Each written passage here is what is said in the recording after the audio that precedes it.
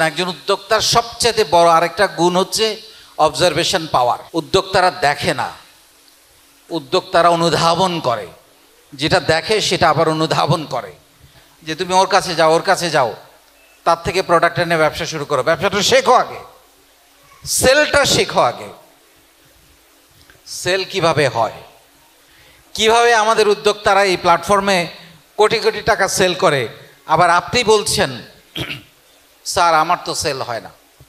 কেন হয় না? আমি 2 দিন আগে একটা ভিডিও দিয়েছি। তার সাথেই তার কাছে সেল করতে মানুষ পছন্দ করে যাকে সে চেনে। 1 নাম্বার, যাকে সে চেনে। 2 নাম্বার, যাকে সে পছন্দ করে। চিনলেই তো আর পছন্দ করা যাবে না, তাই না?